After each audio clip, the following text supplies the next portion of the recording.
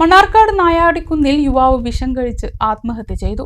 സ്വകാര്യ ധനകാര്യ സ്ഥാപനങ്ങളിലെ കടബാധ്യതയെന്ന് ബന്ധുക്കൾ. വിഷം കഴിച്ചത് ധനകാര്യ സ്ഥാപനത്തിന്റെ പ്രതിനിധികൾ വീട്ടിൽ വന്നു പോയതിനു ശേഷമെന്നും വീട്ടുകാർ. മണ്ണാർക്കാട് നായാടിക്കുന്ന് പരേതനായ പിലാക്കൽ സിദ്ദീഖിന്റെ മകൻ മുഹമ്മദ് ഇക്ബാലാണ് വിഷം കഴിച്ച ചികിത്സയിലിരിക്കെ തൃശൂർ മെഡിക്കൽ കോളേജിൽ വെച്ച് മരിച്ചത്. 42 വയസ്സായിരുന്നു. തിങ്കളാഴ്ച വൈകിട്ട് വിഷം അകത്തു ചെന്ന അവശനിലയിൽ കണ്ടെത്തിയ ഇക്ബാലിനെ പാലക്കാട് ജില്ലാ ആശുപത്രിയിലും പിന്നീട് തൃശൂർ മെഡിക്കൽ കോളേജിലും പ്രവേശിപ്പിച്ചെങ്കിലും മരണപ്പെടുകയായിരുന്നു. മണ്ണാർക്കാട്ടെ വിവിധ ധനകാര്യ സ്ഥാപനങ്ങളിൽ നിന്ന് ഇക്ബാലിന് വേണ്ടി ബന്ധുക്കളും അയൽക്കാരും ഉൾപ്പെടെയുള്ളവർ വായ്പ എടുത്തു നൽകിയിരുന്നു. ഈ വായ്പകളുടെ തിരിച്ചടവ് മുടങ്ങിയതുൾപ്പെടെയുള്ള സാമ്പത്തിക ബാധ്യത ഇക്ബാലിനുണ്ട്. എല്ലാ കാര്യങ്ങൾക്കും സഹായിയായ ഇക്ബാൽ നാട്ടുകാർക്ക് വേണ്ടപ്പെട്ടവനാണ്. തിരിച്ചടവ് ശേഷി നോക്കാതെ ആധാർ കാർഡിന്റെ ബലത്തിൽ വായ്പ നൽകി സാധാരണക്കാരെ കടക്കണിയിൽ വീഴ്ത്തുന്ന ധനകാര്യ സ്ഥാപനങ്ങൾക്കെതിരെ നടപടി വേണമെന്ന് നഗരസഭാ ആരോഗ്യ സ്ഥിര സമിതി അധ്യക്ഷനും വാർഡ് കൗൺസിലറുമായ സി ഷഫീഖ് റഹ്മാൻ പറഞ്ഞു.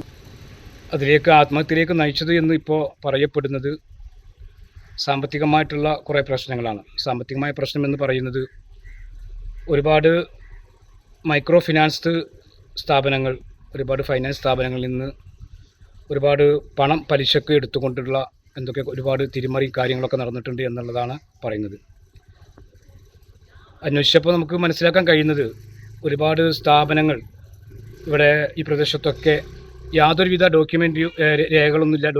രേഖകളൊന്നുമില്ലാതെ വ്യാപകമായിക്കൊണ്ട് ആളുകൾ അവരുടെ നിസ്സഹായാവസ്ഥ ചൂഷണം ചെയ്തുകൊണ്ടോ അല്ലെങ്കിൽ മറ്റെന്തോ കാരണങ്ങൾ കൊണ്ടൊക്കെ ഇത് മുതലെടുത്തുകൊണ്ട് അത്തരം ആളുകളൊക്കെ ഇത്തരം കടക്കണിയിലേക്ക് തള്ളിവിടുന്ന ഒരു സാഹചര്യമുണ്ട് എന്നുള്ളതാണ് നമുക്ക് മനസ്സിലാക്കാൻ സാധിക്കുന്നത്. ഇവിടെ പറയപ്പെടുന്നത് ഇതൊക്കെ അംഗീകൃത സ്ഥാപനങ്ങളാണോ, അല്ലെ ഇതൊക്കെ നിയമപരമായി പ്രവർത്തിക്കുന്ന സ്ഥാപനങ്ങളാണോ, ഇത്തരം ഈ ലോൺ ഇതൊക്കെ കൊടുക്കുന്നത് ഇതൊക്കെ നിയമപരമായിട്ടാണോ എന്നുള്ളതൊക്കെ അന്വേഷിക്കേണ്ട വിഷയമാണ്. ഏതൊക്കെ സ്ഥാപനങ്ങളാണ് എന്നതിനെക്കുറിച്ച് ഒന്നും ഇപ്പോൾ നമുക്ക് മനസ്സിലാക്കാൻ കഴിഞ്ഞിട്ടില്ല.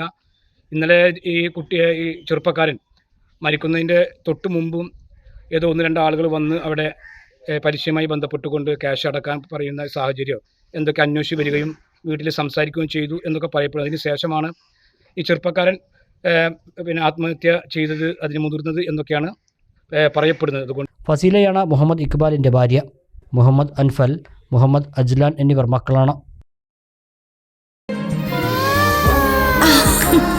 നിങ്ങളുടെ നിക്ഷേപങ്ങൾക്ക് UGS ഗ്രൂപ്പ് നൽകുന്നു അതിവേഗ വളർച്ച.